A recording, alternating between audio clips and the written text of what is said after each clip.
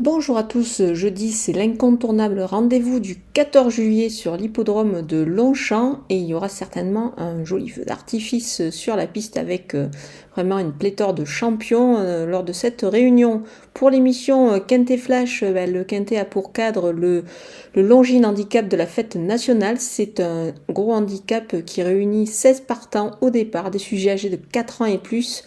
Ils vont évoluer sur la distance de 1600 mètres, c'est la grande piste.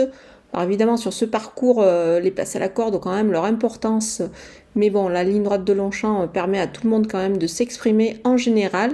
C'est pour cette raison que on va quand même surveiller un peu tous ces paramètres-là, et on va retrouver également des éléments quand même bien connus à ce niveau de la compétition, donc on peut déjà détacher des solides favoris, mais on va voir tout ça avec mon analyse.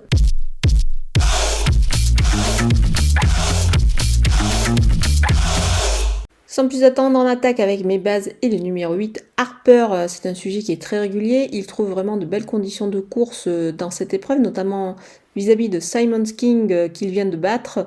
Il a également hérité du 3 à la corde, Olivier Pellier étincelle. On peut avant le coup penser qu'il vise la victoire. Le numéro 13, Torpen, il vient de bien courir sur beaucoup plus court, mais il a l'avantage d'avoir tiré le 6 à la corde ici. Je pense que c'est un atout, à mon avis, une belle chance. Le numéro 4, Principe, il vient de bien se comporter à ce niveau de la compétition. C'était pour ses débuts justement dans les handicaps en France. Moi j'ai bien aimé cette tentative-là. Il a déjà également bien couru sur le parcours de ce jeudi à Longchamp. C'est pour toute cette raison qu'il faut le garder très très haut. On poursuit avec les opposants et le numéro 3, Power Jack. Vraiment le dernier coup, il a vraiment joué de malchance. Ça s'est vraiment compliqué à la corde pour lui. Il n'a pas pu s'exprimer. Ensuite, il a pu allonger, ça s'est foulé, mais bon, le poteau était là. C'était trop tard. En plus, c'était 1400 mètres. Là, il sera, je pense, beaucoup mieux sur 1600 mètres. Il devrait pouvoir s'en sortir ici, malgré le 15 à la corde. Il a quand même la qualité pour conclure dans la bonne combinaison. Je vais le reprendre en confiance. Le numéro 11, San Cristobal, il a bien couru pour sa rentrée et retrouve Harper et Simon King avec quand même un poids assez intéressant dans ce handicap.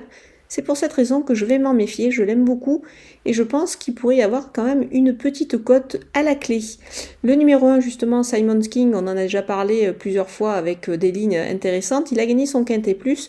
Pénalisé au poids, évidemment sa marge est un peu plus réduite, mais on le sent encore capable de réaliser de belles performances à ce niveau-là. Moi c'est pour cette raison que je vais le garder dans ma combinaison.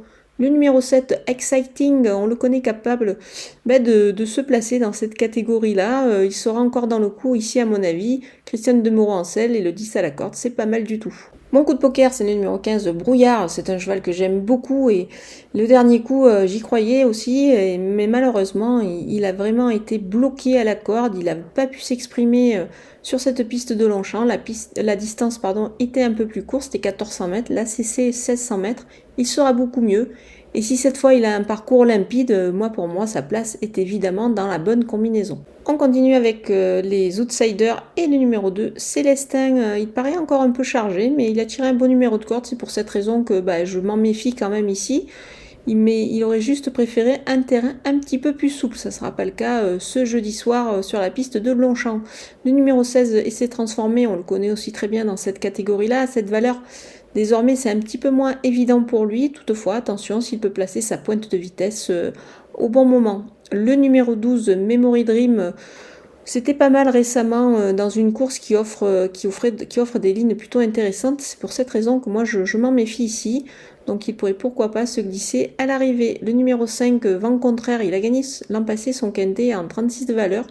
Désormais en 41,5, c'est évidemment beaucoup plus compliqué. Il a 2 courses dans les jambes, donc je pense qu'il va monter en puissance là-dessus, c'est bien mieux. Attention, il a tiré le as à la corde, donc on va quand même s'en méfier ici. Le numéro 9, Nord-Est, vient de bien courir sur l'hippodrome de la Teste dans un lot qui me paraît assez correct et plutôt de qualité, remporté par une bonne jument, donc attention à lui ici. Le numéro 10, Ascot Angel, c'est pas mal cette année dans les handicaps. C'est une petite rentrée ici, il a tiré le 14 à la corde, c'est pour cette raison qu'on peut le voir un petit peu plus bas dans une sélection.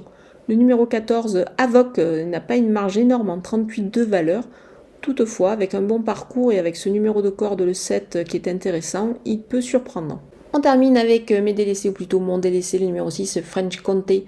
C'est un cheval qui voit son poids s'améliorer sur l'échelle des valeurs, mais il faut également qu'il remonte un peu du mieux et qu'il puisse refaire surface. Moi, j'y crois pas trop ici. Il a tiré le 16 à la corde. En plus, c'est pas terrible. Voilà, maintenant, il faut faire des choix dans cette épreuve qui est quand même assez ouverte. C'est pour cette raison que je l'écarte ici. Voilà, on a passé en revue tous les partants de ce beau Quintet Plus en ce jour de fête nationale. Je vous laisse avec ma sélection et mes conseils de jeu.